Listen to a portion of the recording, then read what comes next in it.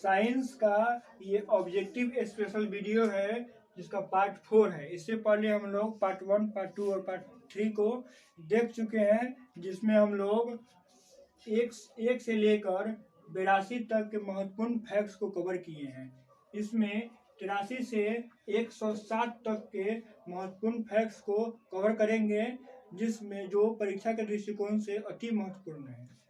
यहाँ पर हम लोग देखते हैं सिस्टोलिक प्रेशर। सिस्टोलिक प्रेशर जिसे हिंदी में प्रकुंचन दाब कहा जाता है, कितना होता है तो 120 होता है। और इसका उल्टा डायस्टोलिक प्रेशर, डायस्टोलिक प्रेशर कितना होता है तो 80 होता है। कितना होता है 80, जिसे हिंदी में आकुंचन दाब कहते हैं। आकुंचन दाब ब्लड प्रेशर जिस रफ्तार से जाता है शरीर के अन्य भागों में हार्ट से, वह होता है 120 और आता है 80 की रफ्तार से। मतलब हिंदी में प्रकुंचन दाब 120 और आकुंचन दाब 80 याद रखेंगे। आगे बढ़ते हैं हम लोग। मानव में ग्राही ज्ञानेंद्रियों की संख्या कितनी है तो 5 है। मानव में ग्राही ज्ञानेंद्रियों की संख्या कितना है तो 5 है। और ब्लड प्रेशर को हमेशा हम लोग 120/80 डिनोट करते हैं। जब भी ऑप्शन में है तो इसको टिक करेंगे। मानव ग्राही ज्ञानेंद्रियों की संख्या कितनी है तो 5 है। पौधों में श्वसन क्रिया में एटीपी टूटता है तो कितना एनर्जी रिलीज होता है तो 30.5 कैलोरी जूल पर मोल। ट्रैकिया के आगे का भाग ब्रोकस कहलाता है। ट्रैकिया के आगे का भाग ब्रोकस कहलाता है। मानव के 100 ml रक्त में उपस्थित यूरिया का मात्रा कितना है तो 100 ml रक्त में 30 mg यूरिया होता है। 30 mg यूरिया होता है। एटीपी में फास्फेट की संख्या कितना होता है तो 3 होता है। एटीपी में फास्फेट की संख्या 3 होता है। दो न्यूरॉन के संपर्क बिंदु को सिनेप्स कहते हैं। दो न्यूरॉन के संपर्क बिंदु को सिनेप्स कहते हैं। न्यूरॉन के बड़े तंतु को एक्सॉन कहते हैं, जबकि न्यूरॉन के छोटे तंतु को डेंड्राइट्स कहते हैं। एक लिंगी पुष्प कौन है तो पपीता है। और द्विलिंगी पुष्प कौन कौन है तो गुलाब और अड़हुल। गुलाब और अड़हुल जो फूल होता है वह द्विलिंगी पुष्प का एग्जाम्पल है। द्विलिंगी पुष्प का एग्जाम्पल गुलाब और अड़हुल होता है। अड़हुल जिसे लिखते हैं हम लोग। और एक लिंगी पुष्प है पपीता। द माइक्रोग्राफिया सिद्धांत किसने दिया है तो रॉबर्ट हुक ने दिया है। बौने पौधे को किस तरीके से हम लोग रिप्रेजेंट करते हैं तो छोटा टी और छोटा टी। बौने पौधे छोटा टी। ये एग्जाम में प्रश्न आता है, जहां भी आपको ऑप्शन दिख जाए बौने पौधे से संबंधित छोटा टी तो लगा देंगे। और लंबे पौधों के लिए बड़ा टी और छोटा टी। लंबे पौधों के लिए बड़ा टी और छोटा टी का प्रयोग करते हैं। गुणसूत्रों की खोज। मानव में गुणसूत्रों की संख्या 46 होती है, जिसकी खोज कब हुआ, गुणसूत्रों की खोज कब हुआ तो 1875 में। 1875 में गुणसूत्रों की खोज हुई। आगे बढ़ते हैं हम लोग।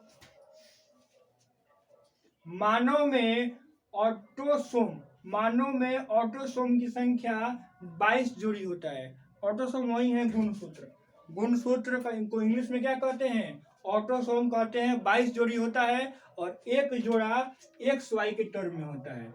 XY के टर्म में होता है। अगर XX हुआ तो पुत्री और XY होता है तो वही क्या लिंग निर्धारण का काम करता है, जो पुत्र के रूप में हम लोग देखते हैं। XY पुत्र और XX पुत्री, ये हम याद रखेंगे। मानव में ऑटोसोम की संख्या 22 जोड़ी होती है। शुद्ध सोना 24 कैरेट का होता है और आभूषण बनाने वाला जो सोना है वह 22 कैरेट का। 22 कैरेट से आभूषण गहना बनाया जाता है। और शाक सब्जियों का विघटित होकर कंपोस्ट बनना। शाक सब्जियों का विघटित होकर कंपोस्ट बनना अपघटन अभिक्रिया कहलाता है। अपघटन अभिक्रिया में क्या होता है कि कोई भी सामान सड़ता गलता है, जैसे साग सब्जी सड़ेगा गलेगा तो क्या होगा, कंपोस्ट होगा, मतलब कौन सी अभिक्रिया हुआ, तो अपघटन अभिक्रिया हुआ। अमोनिया के अणु में नाइट्रोजन और हाइड्रोजन के अनुपात क्या होता है, तो 1:3 होता है, 1:3। ब्रोमीन धातु द्रव अवस्था में होता है। ब्रोमीन धातु, ब्रोमीन जिसे Br से हम लोग इंडिकेट करते हैं, यह 17 वर्ग के तत्व है, 17 वर्ग के तत्व है ब्रोमीन, जिसमें क्लोरीन, आयोडीन, ब्रोमीन जैसे धातु आते हैं, तत्व आते हैं। वो ब्रोमीन धातु द्रव अवस्था में पाया जाता है। एग्जाम का सबसे फेवरेट प्रश्न है। धातु जब जल से अभिक्रिया करता है तो हाइड्रोजन गैस को मुक्त करता है। सीसा और टीना मिलकर सोल्डर बनाते हैं। मिश्र धातु, सोल्डर मिश्र धातु कौन कौन बनाता है, तो सीसा और टीना मिलकर बनाता है। एग्जाम में यह भी पूछा जाता है कि सीसा का संकेत क्या है, Pb, लेड मतलब पीबी, इस सीसा को इंग्लिश में लेड कहते हैं और इसका संकेत पीबी होता है।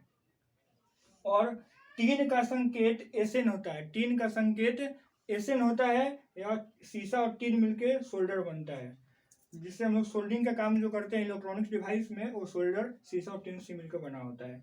लोहा में जेडेन लेपित करने की क्रिया क्या कहलाती है, लोहा में जिंक को लेपने की क्रिया, लगाने की क्रिया क्या कहलाती है, तो गैल्वेनीकरण कहलाती है, गैल्वेनीकरण कहलाती है। और हीरा का अपवर्तनांक कितना होता है, तो 2.42 होता है।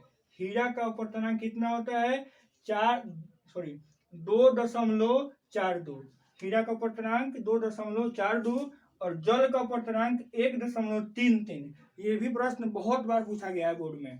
हीरा का 2.42 और जल का 1.33। H2O का अनुपात कैसा होता है, हाइड्रोजन और ऑक्सीजन का H2O में, तो वह होता है 2:1। एक और प्रश्न पूछा जाता है कि सबसे भारी जल का रासायनिक फॉर्मूला क्या है, तो D2O। भारी जल किसे कहते हैं, तो D2O को कहते हैं। भारी जल किसको कहते हैं, तो याद रखेंगे आप, D2O को कहते हैं हम लोग भारी जल। शुद्ध जल का pH मान 7 होता है, शुद्ध जल का pH मान 7 होता है। यह प्रश्न बहुत बार पूछा गया है। उदासीन विलयन का pH भी 7 होता है, 7, याद रखेंगे। और अम्ल का pH मान 7 से कम होता है, अम्ल का pH मान 7 से कम होता है, जबकि क्षार का pH वैल्यू 7 से अधिक होता है। इतना इस वाले वीडियो में पार्ट 4 में हम लोग इतना फैक्ट्स को कवर किए। अगले वीडियो में हम लोग इसको आगे बढ़ाने का काम करेंगे। 6 से 7 वीडियो में, 6 वीडियो में या 7 वीडियो में पूरा का पूरा साइंस ऑब्जेक्टिव स्पेशल क्लियर हो जाएगा। 40 में 40 सबका बोर्ड एग्जाम में पक्का हो जाएगा।